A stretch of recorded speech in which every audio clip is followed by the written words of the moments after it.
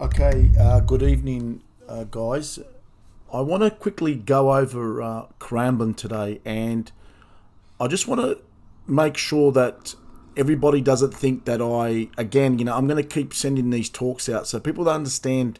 It seems like it's madness, and it seems crazy, and it seems that I'm making snap decisions when I decide to abort a meeting.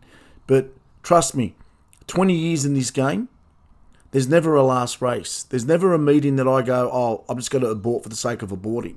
All right. When I did the meeting, I did the meeting last night, like always, and I thought, oh, this is not a bad track. This is not a bad meeting, and they look like some really nice races. But what happens with me is that I start looking at obviously first race was a pass race, and I do some work in between the next races. I do sectional breakdowns of the tracks. And there was something in that track that it just wasn't right. Okay. Now I don't know if it was the fact that maybe they were going slow pace. I don't know what they were doing, but something told me to abort. 20 years of data has told me this. 20 years of punting has told me this. Abort. These are the type of meetings that you can think that you're going to have a great day and it's confident, and then all of a sudden it just goes belly up, like for no reason. We weren't even close today. All right. It's rare that I do a sheet and then we don't even get close. And, I've told you before, when we get seconds, we're nearly there. When we don't get anything, that's a problem. That's a big, big, big problem. All right. Now, I'm not worried because we didn't get anything. That's not what I'm saying. But I'm saying when I look at the sheet, when I look at what was winning today, I thought, thank Christ that I did abort.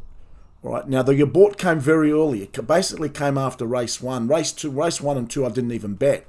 All right. So, and I did say that on my text that race one was going to be a pass. Race two was a pass because we couldn't get runners on, we couldn't get price on one runner. And I said if that was, and we had already dropped, 2, 5, and 11.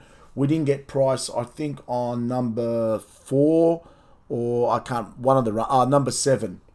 Yeah, that's right. So, it's an automatic pass. And then I just aborted.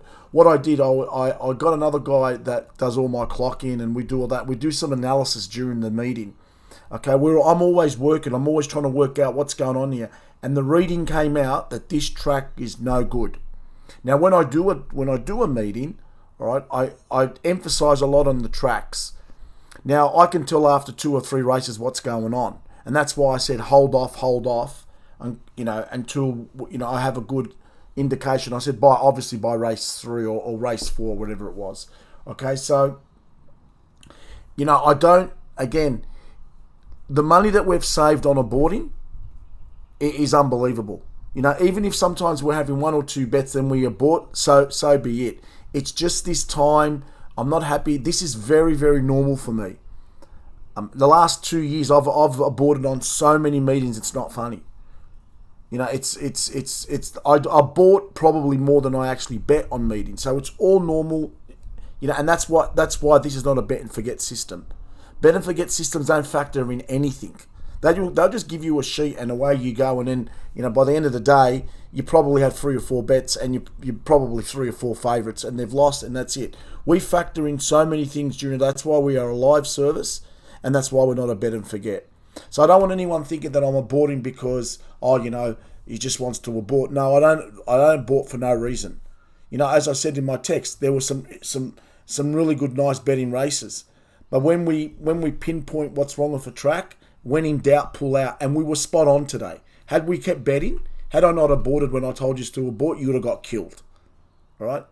And that's what I'm trying to avoid. I'm trying to avoid these bad days where we just have massive blowouts, because I don't want massive blowouts for anyone.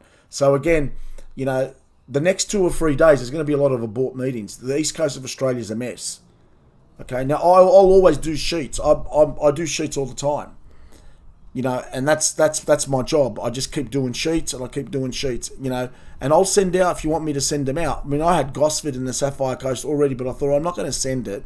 There's no point sending it because they were bad tracks. End of discussion. And there will be some bad tracks over the next 4 or 5 days. I can assure you of that. All right, I've had a look. I'm in contact with a lot of the track managers. I'm in contact with a lot of the staff. I'm to the point where I pester them no March. They just take my call now, and they give me all the information that I require. That is also in New Zealand as well. This is obviously, I'm talking to an Australian, but this is what I go. I even ring up tracks in South Africa. Not that I'm going to get the best information, but that's what I do all the time. So again, it was a great. We didn't lose any money today. Didn't have one bet. It was a great call to abandon ship. All right, the results told us that, and it's perfectly normal. When I do abort, you got to trust me on this one. There hasn't been that many abort missions so far that I've got wrong.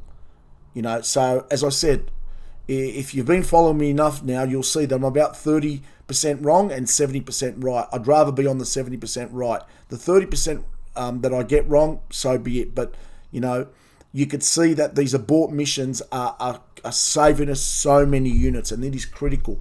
Guys, we can't win every meeting. I wish to God I would love nothing better. I would love nothing better than win every single meeting. All right, but it's not going to happen. And it's not going to happen that we're going to win on every sheet. That ain't going to happen. It's my job to make sure that you're betting on the right race and the right sheets and the right meetings. Today's meeting, we got it early and we stopped it early.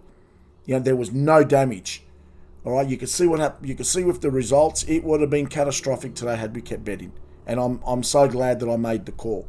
All right, so I just want to keep telling everybody this to remind them that we don't abort for no reason. Okay, thanks, guys.